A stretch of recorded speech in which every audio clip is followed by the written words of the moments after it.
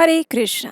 3 साल के लंबे इंतजार के बाद वो पावन दिन आ रहा है जिसे हम पद्मिनी एकादशी कहते हैं। पुरुषोत्तम मास की ये एकादशी भगवान श्री कृष्ण को अत्यंत प्रिय है और मैं चाहती हूँ कि इस दुर्लभ अवसर पर आपकी भक्ति में कोई कमी न रह जाए। तो चलिए आज के इस पद्मिनी एकादशी कब है विशेष वीडियो में हम जानते हैं ये एकादशी कब करनी है, उसके विशेष पारण का समय क्या रहेगा और अन्य शुभ मुहूर्त क्या है। आइए पद्मिनी एकादशी कब है ये विशेष वीडियो आरंभ करते हैं।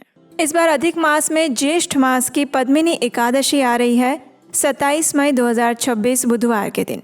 एकादशी तिथि आरंभ हो जाएगी 26 मई 2026 को सुबह 5:10 पर और ये समाप्त होगी अगले दिन यानी कि 27 मई 2026 सुबह 6:21 पर। पद्मिनी एकादशी का पारण करने का समय रहेगा अगले दिन यानी कि 28 मई 2026 गुरुवार के दिन सुबह 5:25 से लेकर 7:59 के बीच में। तो इस प्रकार इस बार अधिक मास में आने वाली पद्मिनी एकादशी का पालन हम करेंगे 27 मई 2026 बुधवार के दिन।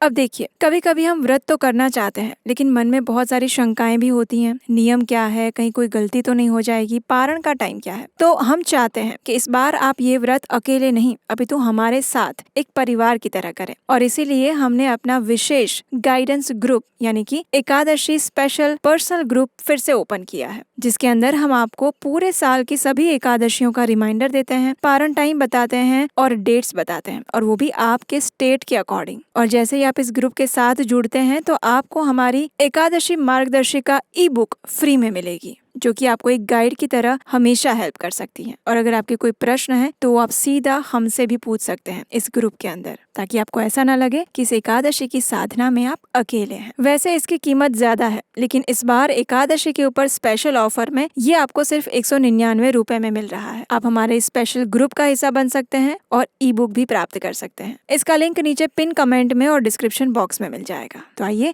इस दुर्लभ एकादशी को मिलकर सफल बनाते हैं। आइए अब इस दिन के कुछ और शुभ मुहूर्त के विषय में जानते हैं।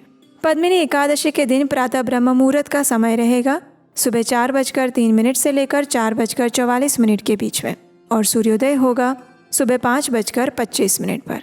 प्रातः काल में भगवान श्री हरि की पूजा अर्चना करने का समय रहेगा सुबह 4:24 से लेकर 5:25 के बीच में और संध्या काल में पूजा अर्चना करने का समय रहेगा शाम 7:12 से लेकर 8:13 के बीच में। इस दिन विशेष रवि योग और सर्वार्थ सिद्धि योग भी बन रहे हैं और वो लगेंगे सुबह 5:25 से लेकर 5:56 के बीच में। विजय मुहूर्त का समय रहेगा दोपहर में 2:36 से लेकर 3:31 के बीच में। इस दिन राहु काल का समय रहेगा दोपहर में 12:18 से लेकर 2:02 के बीच में। इसी एकादशी के दिन भद्रा का वास भी रहेगा और वो होगा सुबह 5:25 से लेकर 6:21 के बीच में। लेकिन इस बार भद्रा का वास पाताल लोक में होने के कारण वे पृथ्वीवासियों के लिए नुकसानकारक नहीं होगी, मंगलकारी ही समझी जाएगी। हमारे शास्त्रों में वर्णन आता है कि प्रातःकालीन स्नान करने से मनुष्य अपनी आध्यात्मिक उन्नति कर सकता है, लेकिन अगर प्रातःकालीन स्नान पवित्र नदी में किया जाए तो उसका अनेक गुना अधिक फल मिलता है। उसी प्रकार से पुरुषोत्तम मास जो है वो स्वयं भगवान श्री नारायण का मास है। परम भगवान श्री कृष्ण पूर्ण पुरुषोत्तम का ये मास है, इसलिए ये मास पहले से ही अत्यंत पुण्य फल प्रदायक और मंगलमय माना गया है। लेकिन उसमें भी आने वाली एकादशी तिथि अगर उसका श्रद्धा और निष्ठा से पालन किया जाए तो ये मनुष्य को सर्वोच्च परम गति त्वरित प्रदान कर सकती है। ये अत्यंत दुर्लभ संयोग है क्योंकि ये पद्मिनी एकादशी भी अधिक मास की तरह 3 वर्ष बाद आती है। तो इसलिए प्रयास करके पूर्ण नियमों का पालन करके श्रद्धा पूर्वक इस एकादशी का पालन करना चाहिए। प्रत्येक मनुष्य को, चाहे वो स्त्री है या पुरुष, अबाल है या वृद्ध, युवान है या मरणासन, प्रत्येक मनुष्य को प्रयास करके इस एकादशी का पालन करते हुए व्रत और उपवास रखना चाहिए। अधिक से अधिक भगवान के पवित्र नामों का जप करना चाहिए, यानी कि हरे कृष्ण कृष्ण कृष्ण हरे हरे, हरे राम राम राम हरे हरे।